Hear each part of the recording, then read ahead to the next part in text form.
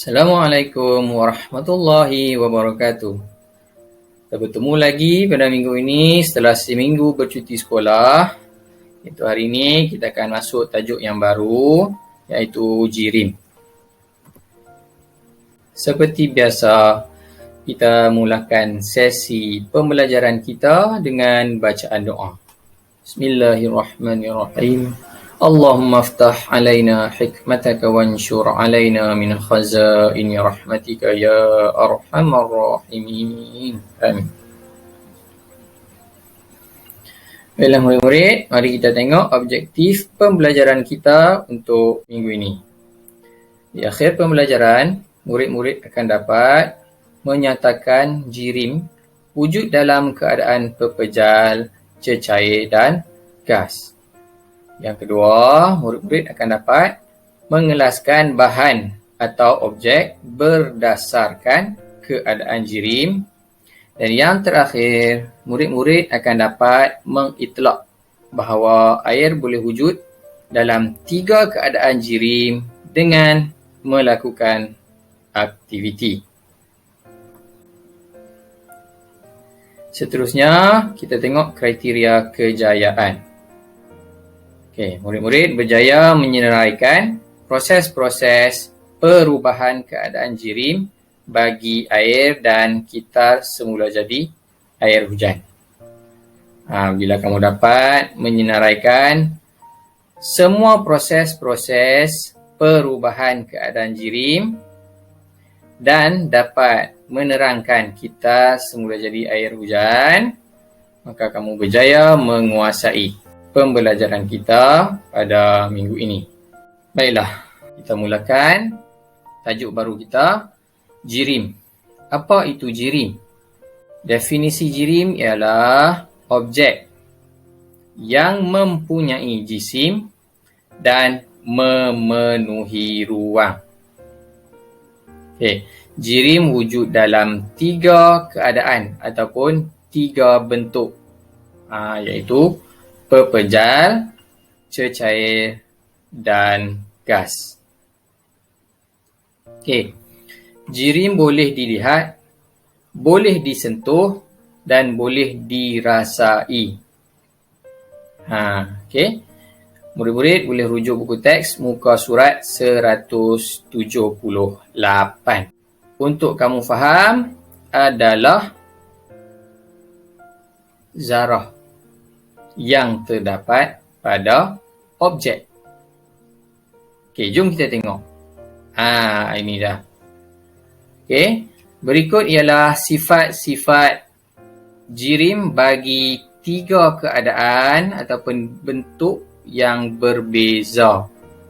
Itu juga kata zarah tadi. Tengok gambar yang pertama sebelah kiri. Gambar yang sebelah kiri tu. Itu adalah pepejal. Jirim dalam bentuk dalam keadaan pepejal. Tengok sifat dia mempunyai jisim. Pepejal mempunyai jisim. Mempunyai isi padu tetap dan memenuhi ruang. Maksudnya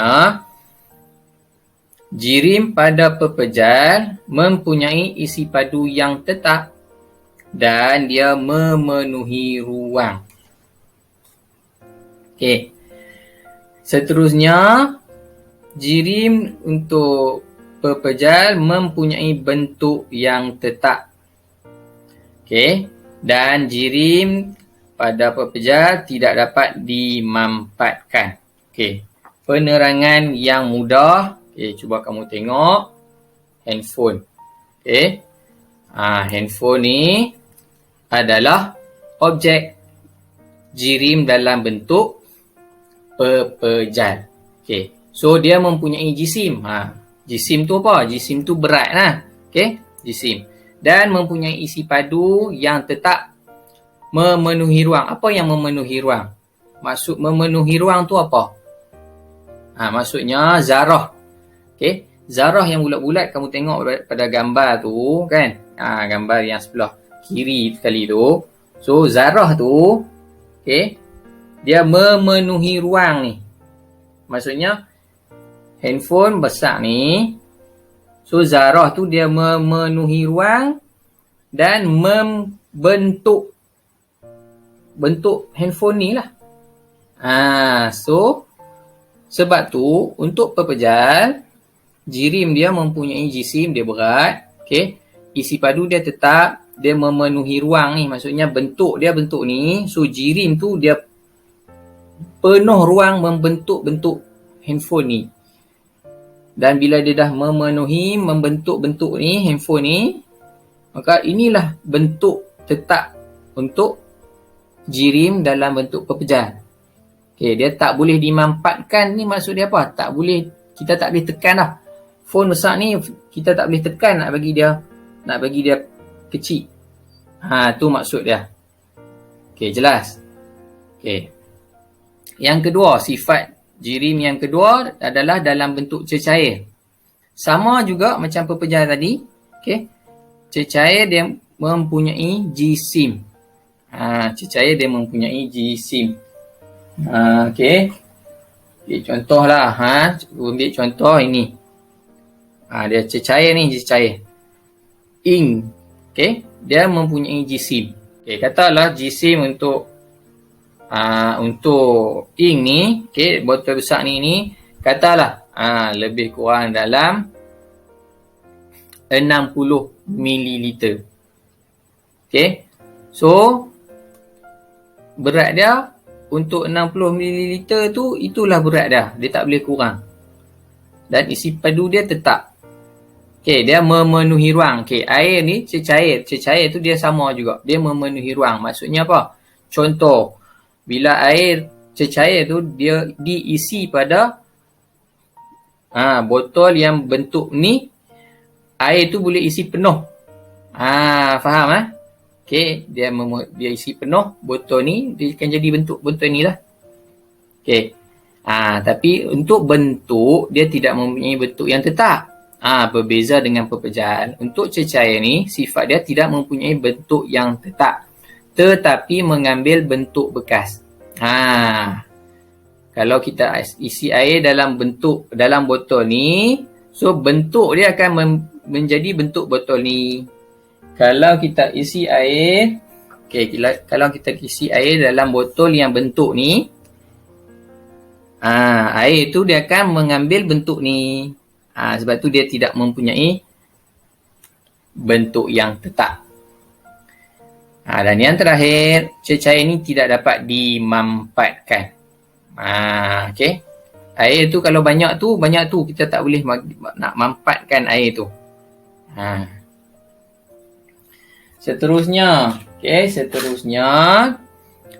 sifat jirim dalam bentuk gas. Okay. Untuk jirim dalam bentuk gas mempunyai jisim. Sama juga. Okay, jirim ni kod mana pun dia ada jisim. Okay, jisim ni dalam bahasa mudah dia ialah berat lah. Okay. Okay, untuk gas ni dia tidak mempunyai isi padu yang tetap, tetapi memenuhi ruang. Okay, gas. Tahu gas? Gas tu tahu tak gas? Bentuk jirim yang dalam bentuk gas. Udara lah, angin. Itu gas, dalam bentuk gas. So, dia tidak mempunyai isi padu yang tetap, tetapi memenuhi ruang. Maksudnya, kalau kita ambil belon. Okay, kita ambil belon. Bila kita tiup. So, udara yang kita tiup tadi, dia akan memenuhi belon yang kita tiup tu.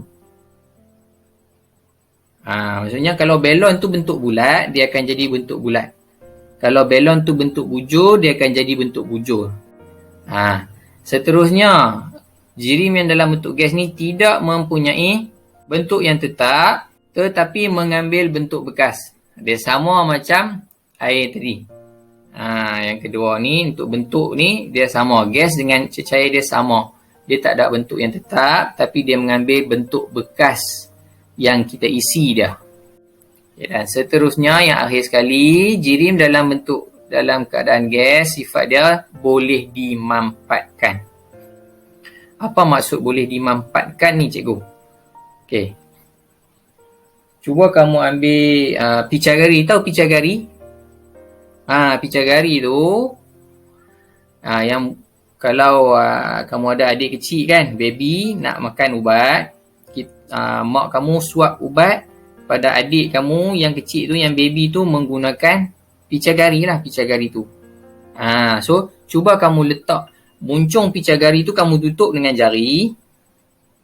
Lepas tu kamu tolak. Penolak yang kamu tolak tu, kamu cuba tolak. Tak payah isi apa-apa dalam picagari tu. Kamu tutup hujung tu, kamu tolak. Sampai satu masa, satu keadaan, picagari tu bila kamu tolak, dia dah tak boleh bergerak dah. Maksudnya gas yang dalam picagari tu kamu dah mampatkan, dia dah sampai rapat. So dia tak boleh nak bergerak. Okay. So balik semula pada yang cikgu cakap, yang cikgu sebut awal tadi. Tengok pada gambar yang sebelah tepi tu. Okay. Jirim ni adalah zarah yang kecil tu lah, yang bulat tu. Yang warna hijau tu kalau kamu tengok. Okay. So untuk pepejal, zarah yang bulat-bulat tu dia dah tersusun rapat dah. Dalam bentuk dia, ikut pada bentuk pepejal tu. Manakala untuk cecair, dia tak susunan zarah dia tu, yang bulat-bulat tu dia tak rapat. Sebab dia tak ada bentuk yang tetap. Dia mengambil bentuk bekas yang diisi tu.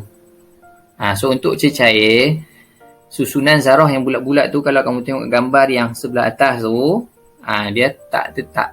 Dia kedudukan dia jarang.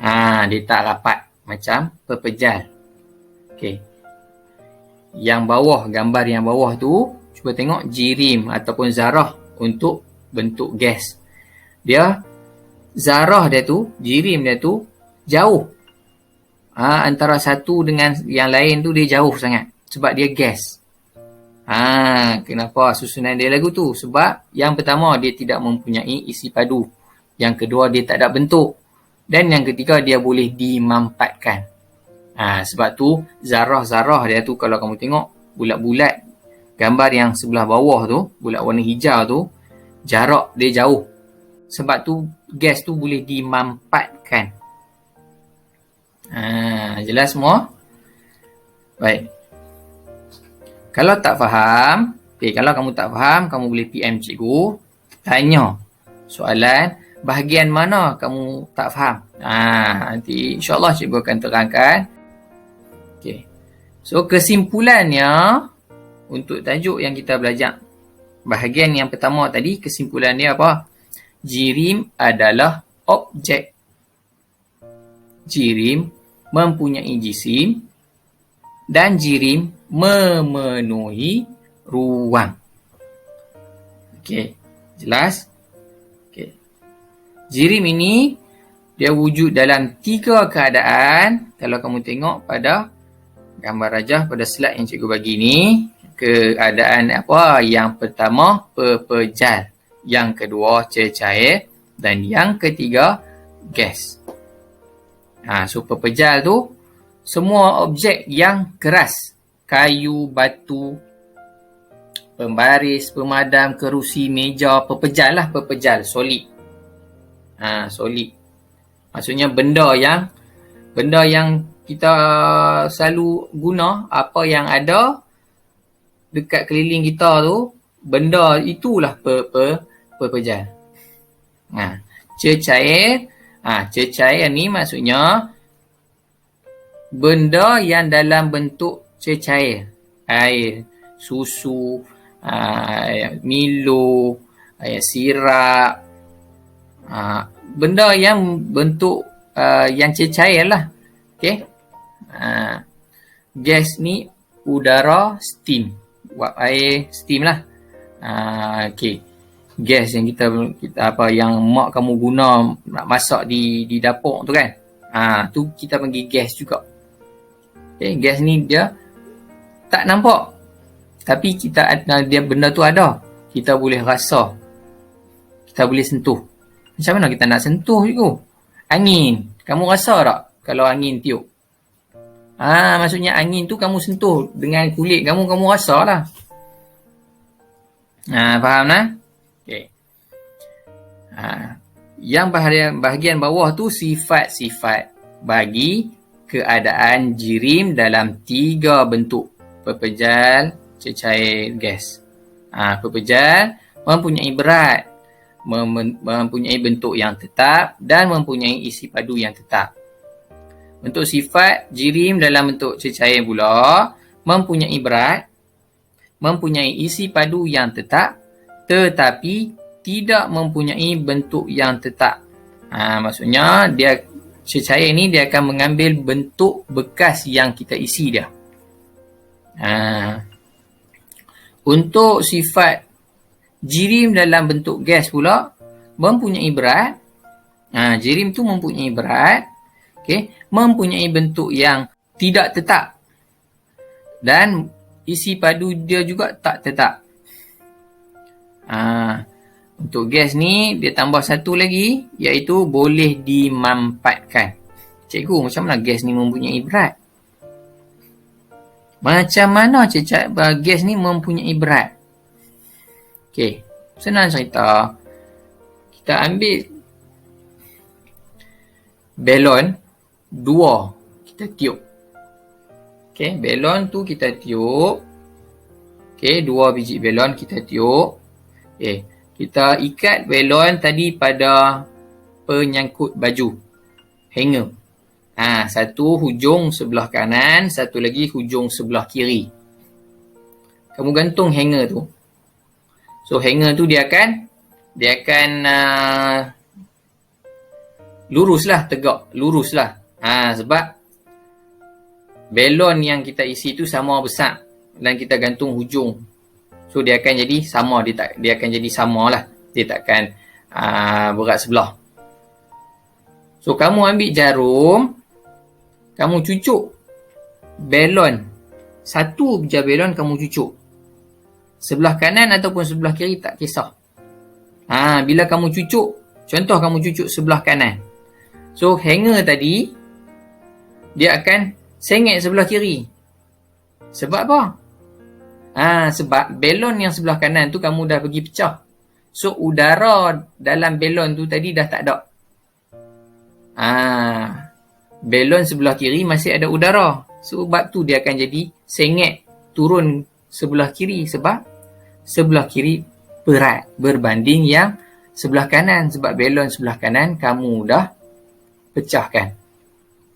Udara dah, gas tak ada dah. Udara tak ada dalam belon tu. Jelas. Nampak tak? Tak apa, nanti kita akan buat aktiviti. Jangan risau. Okey. Sekarang kita akan tengok pula keadaan jirim air.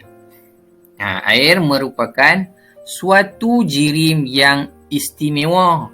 Dia berbeza. Kerana apa? Kerana air ni dapat wujud dalam 3 keadaan, dalam 3 bentuk. Tengok dalam slide cikgu. Okey. Air boleh jadi pepejal. Air yang kita guna tu, kan, kita buka pipe, keluar air tu kan. Air tu, dia istimewa, dia berbeza berbanding dengan objek yang lain. Air ni dia jirim yang berbeza kerana dia boleh jadi 3 keadaan. Pepejal, dia boleh jadi cecair, memang keadaan asal dia dah, dan gas pun dia boleh jadi.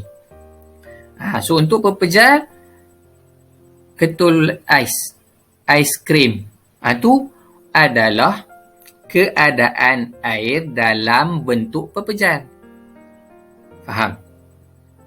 Air kita bubuh dalam bekas, kita letak dalam peti sejuk freezer dekat atas tu. Sejuk beku.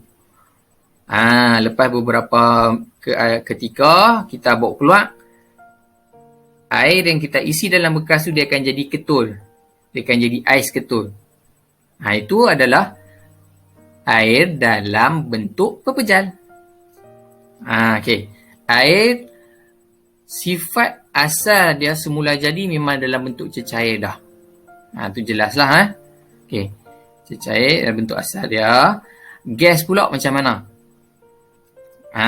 Gas pula. air ni bila kita masak, kita letak atas dapur, buka api, ataupun kita masukkan dalam cerek elektrik.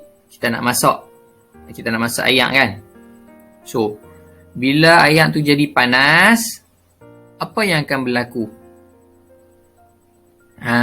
Kamu akan nampak macam asap keluar daripada cerek tu kan.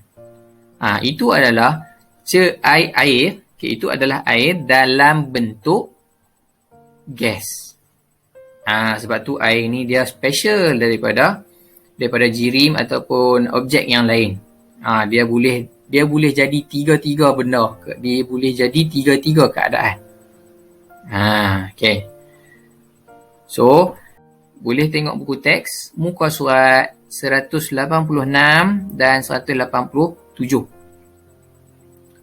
So, jirim air tadi dia boleh berubah mengikut keadaan, dipengaruhi oleh dua faktor yang di depan ni. Yang pertama, apabila menerima haba, keadaan jirim air dia akan berubah bentuk. Dan yang kedua, apabila kehilangan haba, keadaan jirim dalam bentuk dia akan berubah. Contohnya, air tadi kita isi dalam bekas, dalam cawan. Okay.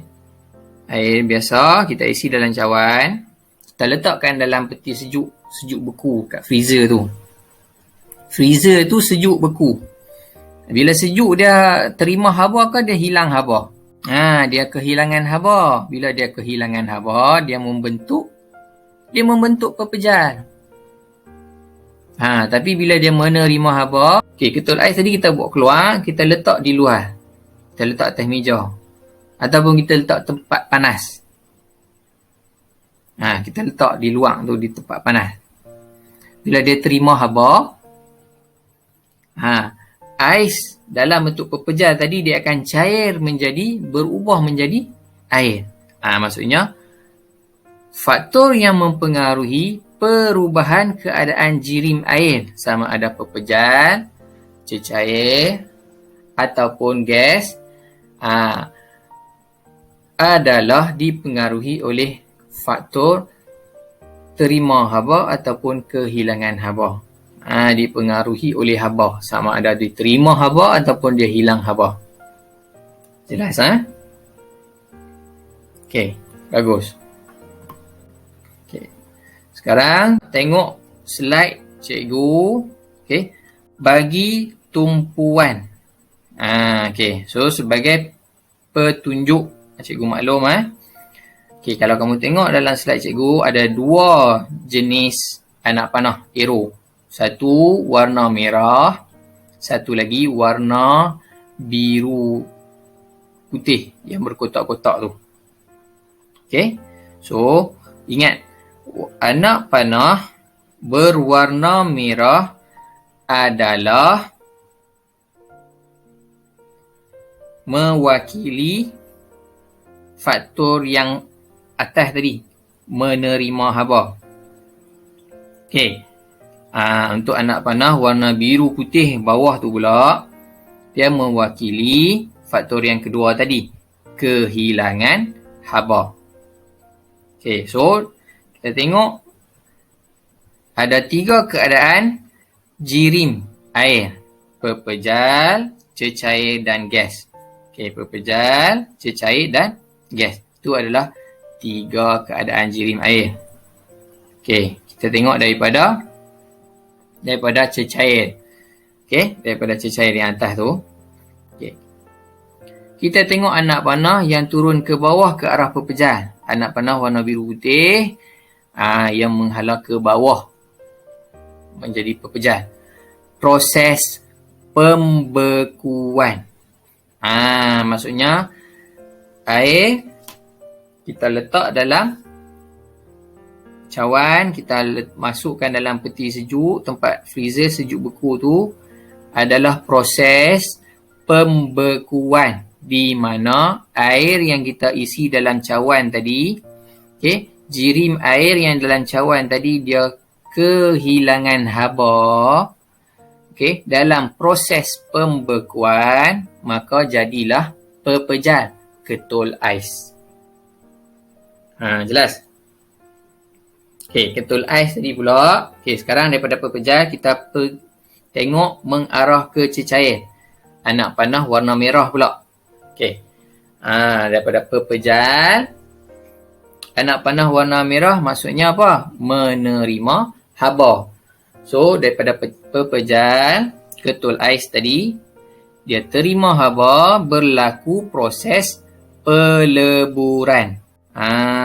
Peleburan. Sebab tu, ketul ais tadi dia meleburlah. Dia menjadi cecair, bertukar menjadi cecair. Dicayang. Okey. Itu satu bahagian. Tengok bahagian kedua pula.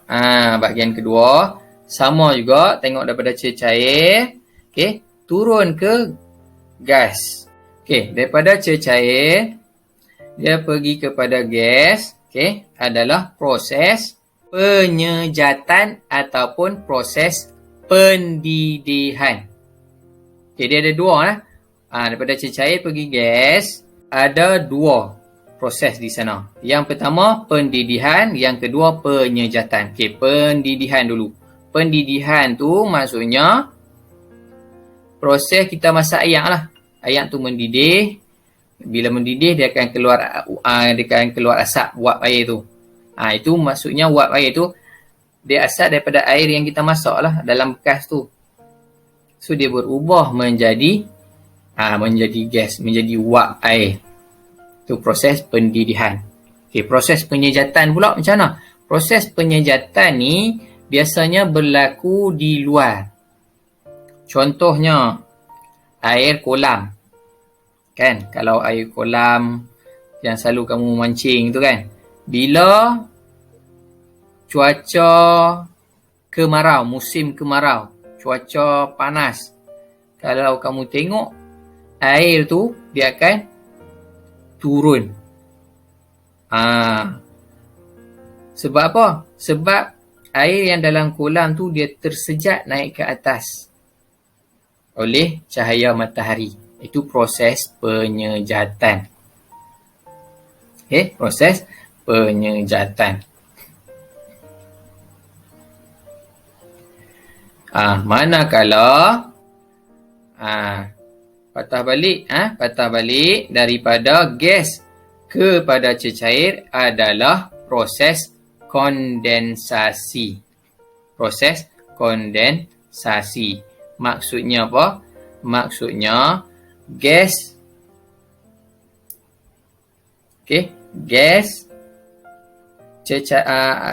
jirim air dalam bentuk gas tadi bila dia kehilangan haba, dia akan berlakulah proses kondensasi, maka dia bertukar menjadi cecair balik. Contoh yang mudah. Biasa botol air kamu kan, bila kamu isi air sejuk, apa yang akan kamu nampak pada dinding botol air kamu tu? Kamu nampak macam ada air kan? Macam mana? Kita isi air dalam botol. Tapi disebabkan air yang kita isi tu tadi sejuk. Okey. Air yang dalam botol tadi sejuk. Tapi dia jadi berpeluh. Dia ada air di luar ni. Kenapa macam? Sedangkan air kita isi dalam botol tu. Macam mana dia boleh jadi air keluar di luar ni? Maksudnya udara di luar botol panas. Gas. Udara dalam bentuk gas lah. So, uap air yang ada di udara bila kena botol ni, kita dah isi air sejuk. So, botol ni jadi sejuk. So, bila udara di luar ni dia kena pada dinding botol yang dah sejuk sebab kita isi air sejuk tadi, maka udara yang di luar tadi dia akan tukar menjadi cecair. So proses tadi penukaran gas yang dikeliling botol tadi bertukar menjadi cecair.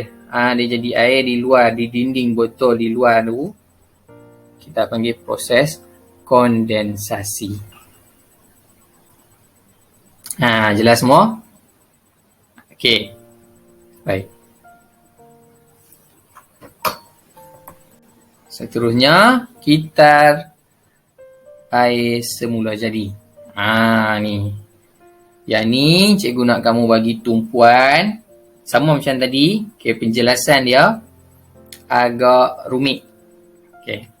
So, kejadian awan dan hujan. Murid-murid boleh tengok buku teks. Muka surat 192 dan 193 ada dalam buku teks kamu. Untuk kamu nak buat rujukan lanjut lah. Kalau kamu tak faham yang cikgu terang, kamu boleh baca buku teks kamu balik. So, kita tengok.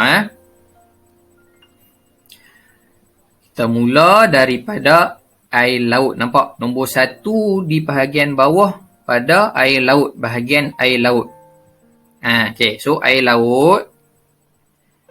Nombor 1 tu berlaku proses penyejatan disebabkan haba daripada cahaya matahari. So, air laut tadi dia akan tersejat naik ke atas. Proses penyejatan.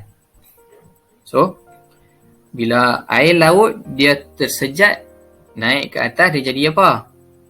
Dia jadi wap air dalam bentuk gas. So, wap air dalam bentuk gas ni dia jadi apa bila dah naik ke atas? Wap air yang tersejat tadi disebabkan oleh cahaya haba daripada cahaya matahari, dia akan jadi wap air naik ke atas dan membentuk awan. Faham? So, awan yang kamu tengok di luar tu, kat atas di luar tu kamu tengok, itu adalah air. Daripada proses penyejatan air laut, air sungai, air kolam yang ada dekat permukaan bumi kita ni. So, bila dah naik atas, dia membentuk awan. So, awan tu dia akan bergerak. Dia akan bergerak. Bergerak ke arah mana? Ke arah bukit. Cuba kamu tengok di sana. Nombor 4. Bukit. Gunung ataupun bukit. Tempat yang tinggi lah. Kenapa? Sebab di laut panas.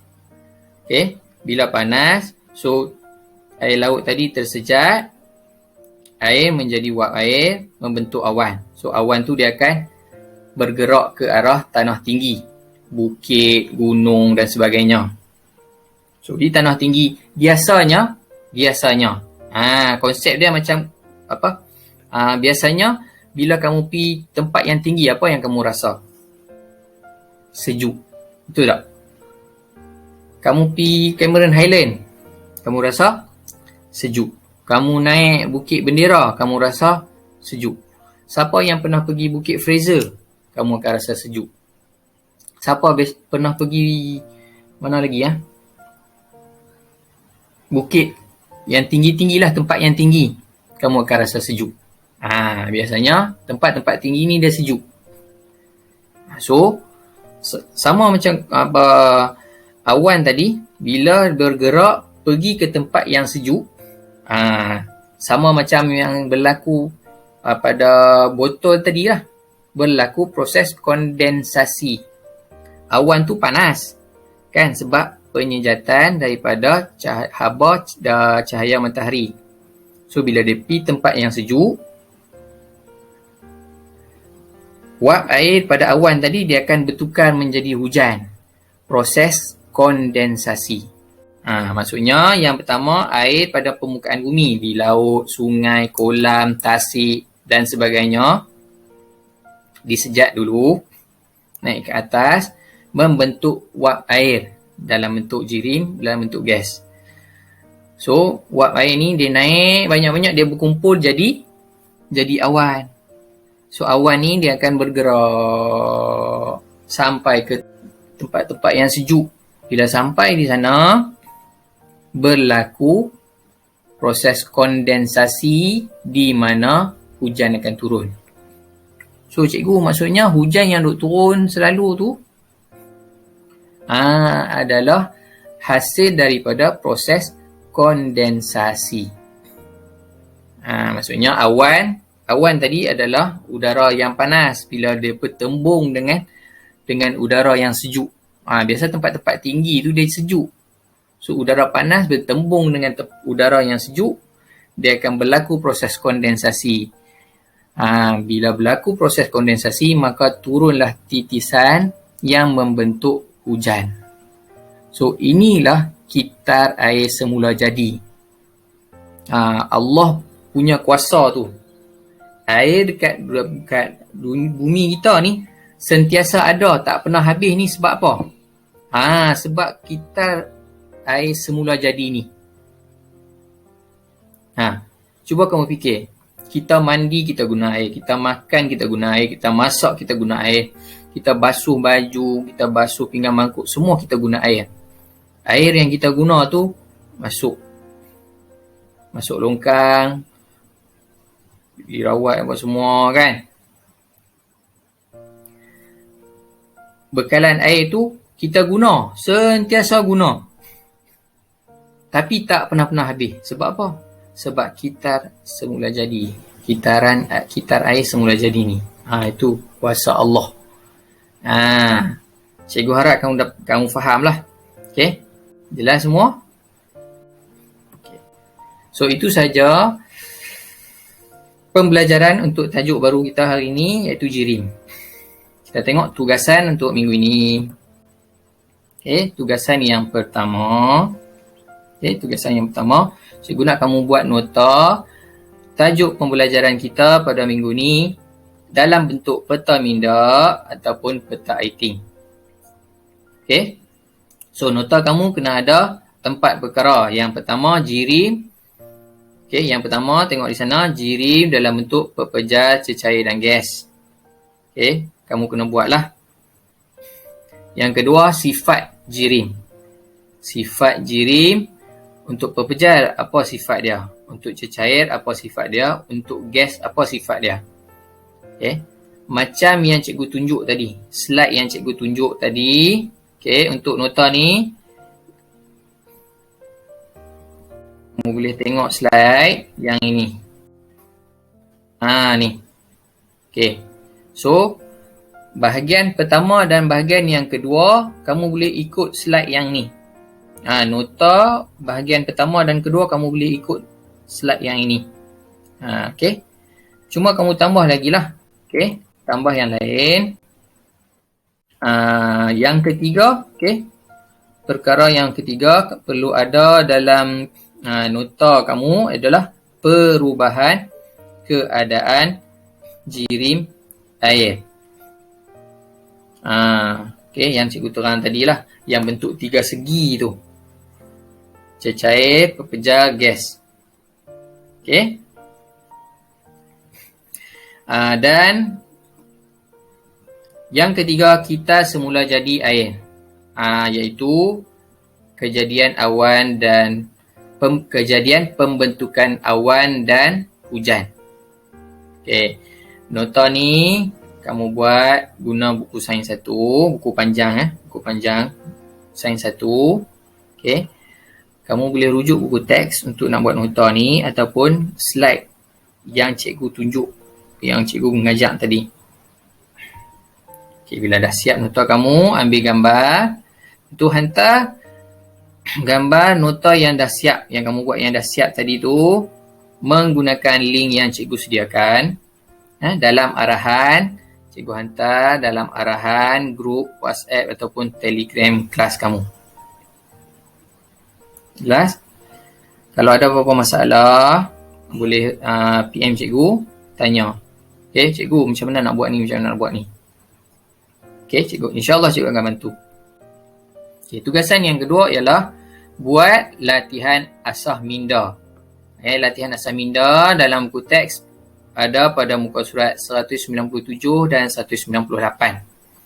Okey, untuk latihan ni cikgu nak kamu salin balik semua soalan yang ada dan lukis semula gambar, lepas tu jawab. Okey, untuk latihan asas minda ni guna buku panjang sains 2. Buku sains cikgu dah cakap daripada awal tahun hari tu, sediakan 2. Buku sains 1 untuk nota, sains 2 untuk buat latihan-latihan. Okey, bila dah siap kamu buat latihan tu, sama macam nota tadi, ambil gambar dan hantar menggunakan link yang cikgu sediakan dalam arahan, cikgu hantar dalam Telegram ataupun WhatsApp grup kelas kamu. So, itu saja pembelajaran kita untuk minggu ini. Okay, sebelum cikgu tamatkan video pembelajaran ini, cikgu mohon kerjasama semua murid untuk mengikuti sesi pembelajaran, tengok video ni dan buat semua tugasan dan hantar tugasan yang cikgu bagi. Sekian, terima kasih.